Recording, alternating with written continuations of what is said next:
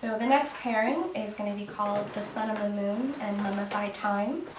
And I wrote The Sun and the Moon when I was 11 for a poetry assignment in 5th grade.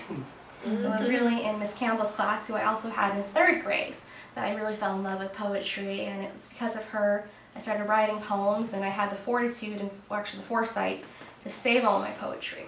A lot of people never save their poems, they usually burn them, but I was really lucky. When I was 7, my mom bought me a computer. And so from the age 7 till now, I've always had a computer. So every poem I wrote, I typed it up and I saved it. And I brought it from computer to computer on floppy disks until USBs were a thing, and I had to get a jump drive for $64 for like 8 bits, 8 gigabytes, and I was like, what the hell is this? I remember I had a PowerPoint presentation in high school and floppy disks were no more.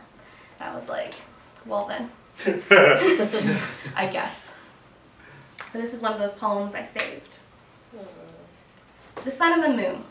It's 2003. I'm 11.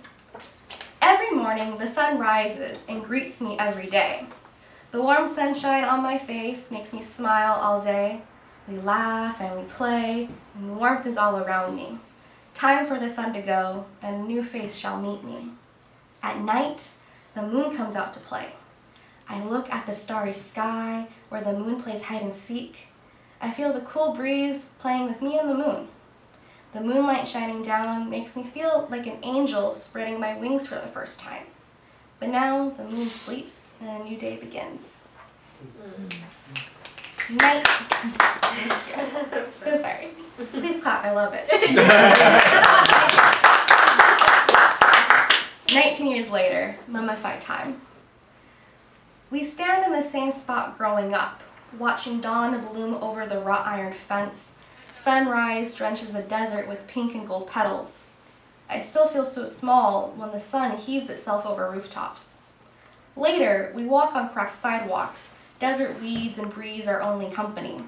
The moon hangs red, heavy, and swallows the mountainous horizon, consumes all the stars and satellites, eats the flickering angry beacons of cell phone towers, and leaves us alone, hungry in the dark. There is no place like home that reminds us how little we've grown.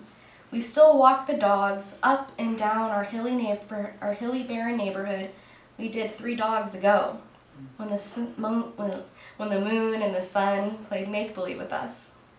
Yet, can we go back in time to darkness under streetlights, sing with celestial bodies, and waltz with the Santa Ana winds?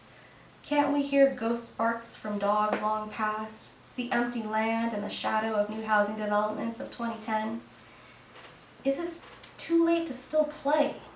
I know the streetlights mean come home, but I want to stay for a moment longer. Your childish laughter rings so sweet in my ear.